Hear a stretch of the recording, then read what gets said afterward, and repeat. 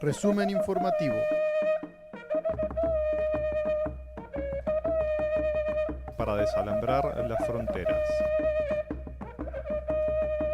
Desalambrando el cerco mediático.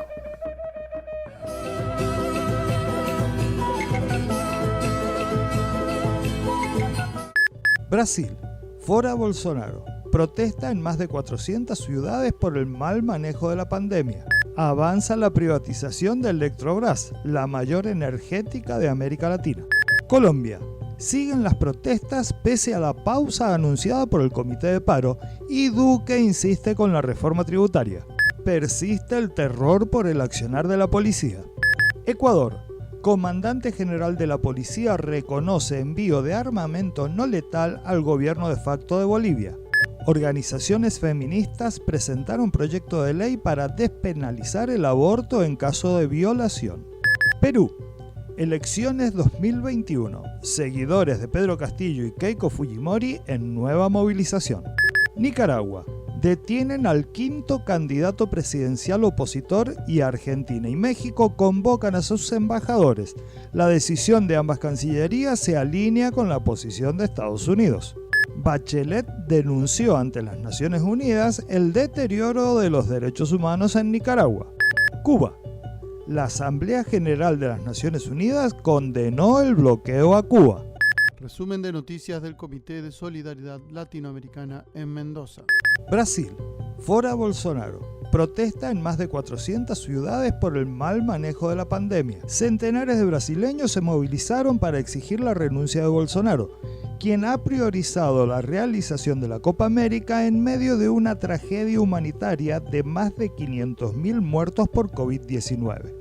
Las organizaciones sociales y políticas piden, además, implementar una ayuda universal de $120 para paliar la crisis socioeconómica y la implementación de normas sanitarias en conjunto con la red de médicos populares. En la misma jornada se hicieron presentes las comunidades indígenas visibilizando el abandono en torno a la vacunación y rechazando la pretensión de un sector parlamentario de propiciar la demarcación de sus territorios, aunque en articulación de pueblos indígenas denuncian que la intención es entregar tierras a empresas mineras depredadoras. Avanza la privatización de Electrobras, la mayor energética de América Latina. La Cámara Baja del Congreso de Brasil aprobó el texto principal de un proyecto de ley que permite la privatización de la empresa eléctrica brasileña, por lo que la iniciativa deberá ser aprobada por el presidente luego de que se consideren las enmiendas.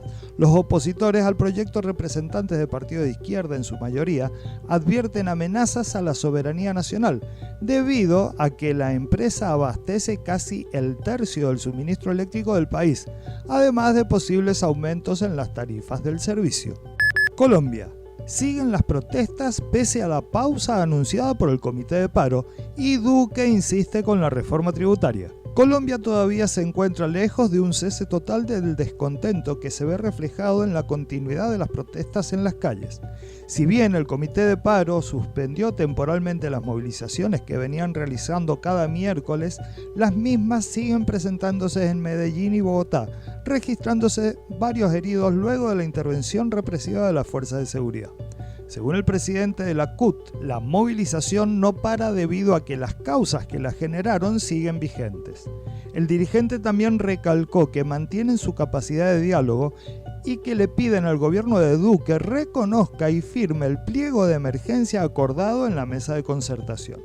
Paralelamente, Iván Duque dio a conocer que presentará a partir del 20 de julio en el Congreso una nueva reforma tributaria denominada Proyecto de Protección Social y Estabilidad Fiscal. Según Duque, esta nueva iniciativa no afectará a ningún ciudadano de las clases vulnerables o de las clases medias y espera que entre en vigencia antes del 31 de diciembre de este año. Persiste el terror por el accionar de la policía. Continúan los fuertes ataques de la Policía Nacional en los lugares donde persisten las manifestaciones pacíficas.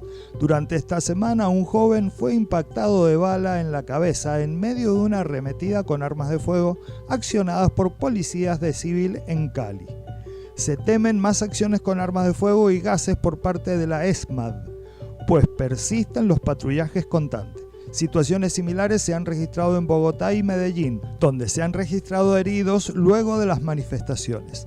Un hecho tremendo y aterrador es el ocurrido en la zona de Tuluá, donde encontraron decapitado a un joven que participaba en la primera línea. Ecuador. Comandante General de la Policía reconoce envío de armamento no letal al gobierno de facto de Bolivia. A partir de una petición realizada por asambleístas ecuatorianos a la Fiscalía con la finalidad de que se investigue sobre el material enviado a Bolivia y el mecanismo utilizado, la Comandante General de la Policía confirmó el envío de armamento no letal durante las protestas de noviembre del 2019 al gobierno de facto. Según otra fuente proveniente de la misma policía, en marzo del 2020, Ecuador habría entregado más de 5.000 granadas y 2.000 proyectiles de largo alcance. En una entrevista televisiva, la comandante afirmó que estas prácticas de cooperación entre las policías existen y se dan bajo protocolos establecidos. Lo que Bolivia debe hacer es devolvernos lo que le hemos prestado. Ante esta situación, el gobierno de Bolivia iniciará proceso judicial internacional contra Lenín Moreno y Áñez por entrega de armas utilizadas para reprimir y masacrar los pueblos de Sancaba y Sancata. Organizaciones feministas presentaron proyecto de ley para despenalizar el aborto en caso de violación. El próximo lunes 28 de junio, la Defensoría del Pueblo presentará el proyecto de ley para que se garantice el aborto por violación en Ecuador, resuelto por la Corte Constitucional el pasado 28 de abril del 2021. Así lo anunció la defensora del pueblo subrogante, Zaida Rovira, durante la entrega de la propuesta para el proyecto de ley. Por su parte, Ana Cristina Vera, directora de la organización Surcuna, explicó que esta propuesta proviene de los movimientos feministas, que nació de un diálogo nacional realizado el 29 de mayo pasado con la participación de 101 organizaciones de las 24 provincias del país. Perú. Elecciones 2021. Seguidores de Pedro Castillo y Keiko Fujimori en nueva movilización. Organizaciones sociales y gremios llegaron a Lima con el propósito de respaldar a Pedro Castillo, iniciando una movilización que horas después resultó multitudinaria. Ahí estaban no solo los jóvenes, sino también adultos mayores, hombres y mujeres, profesores, campesinos, pescadores, obreros y empleados. Grupos de sicuri y bandas de músicos le hicieron la alegría y entusiasmo a la marcha.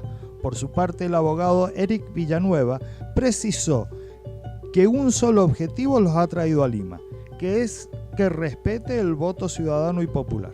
El triunfo de Pedro Castillo ha sido contundente en las urnas y fue logrado de manera democrática. Esto no puede ser alterado por el capricho e interés de una persona que tiene un pie en la cárcel, afirmó. Por su parte, Fuerza Popular convocó a sus simpatizantes. Durante su discurso, Keiko Fujimori insistió en que hubo irregularidades en las mesas de sufragio y que estaban ahí para evitar que les roben sus votos. También se lanzaron agravios contra el titular de la Oficina Nacional de Procesos Electorales, ONPE, Piero Corvetto, luego de que esta instancia se negara a entregar a Fuerza Popular información considerada reservada de los ciudadanos. Al retomar la palabra, Fujimori pidió analizar las actas para conocer la verdad. Con mucha fuerza les pidió a sus simpatizantes estar unidos hasta que se revise la última acta electoral. Nicaragua. Detienen al quinto candidato presidencial opositor y Argentina y México convocan a sus embajadores. La decisión de ambas cancillerías se alinea con la posición de Estados Unidos. La Policía Nacional de Nicaragua detuvo la noche del domingo a Miguel Mora, aspirante a la presidencia de Nicaragua por el partido Restauración Democrática. El candidato es investigado por realizar actos que menoscaban la independencia, la soberanía, la autodeterminación, incitar a la injerencia extranjera, entre otros. Moras es el quinto precandidato a la presidencia del país en ser detenido por las autoridades nicaragüenses. Previo a su captura fueron detenidos en diferentes operativos los aspirantes Cristina Chamorro, Arturo Cruz, Félix Madariaga y Juan Sebastián Chamorro. Ante esta situación, el gobierno de Argentina ordenó a su embajador en Nicaragua regresar al país debido a las preocupantes acciones políticas legales que lleva adelante el presidente Daniel Ortega y que para la Casa Rosada han puesto en riesgo la integridad y la libertad de diversas figuras de la oposición, activistas y empresarios nicaragüenses. La decisión se tomó junto al mandatario de México, quien también convocó a su embajador. De todas formas, desde Cancillería afirmaron que sigue manteniendo la misma posición con respecto a la no injerencia, sea el país que sea. Bachelet denunció ante las Naciones Unidas el deterioro de los derechos humanos en Nicaragua. La alta comisionada de las Naciones Unidas para los Derechos Humanos, Michelle Bachelet, denunció ante el Consejo de Derechos Humanos de las Naciones Unidas el deterioro de la situación en Nicaragua, que según ella imposibilita que los nicaragüenses puedan elegir libremente durante los comicios de noviembre. Desde hace 3 años este Consejo ha analizado con profundidad la crisis de los derechos humanos que afecta a Nicaragua. Pero esta no solo no presenta visos de ser superada, sino que se ha agudizado de manera alarmante, señaló la expresidenta en su intervención. Bachelet lamentó que del 12 al 21 de junio la Policía Nacional y el Ministerio Público de Nicaragua hayan detenido a varios miembros de la oposición, entre ellos 5 personas que habían hecho pública su intención de presentarse como candidatos en los próximos comicios generales. Cuba. Bienvenido, pasen por aquí. He aquí a los famosos dinosaurios. Oh, dan miedo. Sí, eran bestias peligrosas, asesinas. Pero ya no existen, ¿verdad, profe? No. Se extinguieron, murieron. Bueno, hace millones de años y... Menos mal. ¡Ay!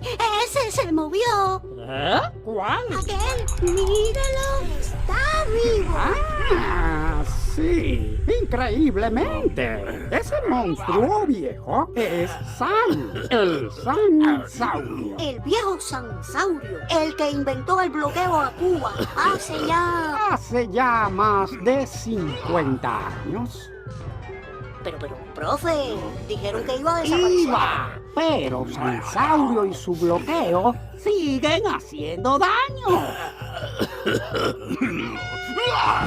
Pero Cuba sigue aquí, porque Cuba ni se acobarda ni se rinde. Que nadie interrumpa el rito, queremos amar en paz, para decir en un grito, Cuba va, Cuba va, Cuba va. La Asamblea General de las Naciones Unidas condenó el bloqueo a Cuba. El resultado de la votación en Naciones Unidas fue de 184 países a favor de la necesidad de poner fin al bloqueo económico, comercial y financiero a Cuba que lleva más de 60 años. Solo 2 votaron en contra, Estados Unidos e Israel, y 3 abstenciones, Colombia, Ucrania y Emiratos Árabes Unidos.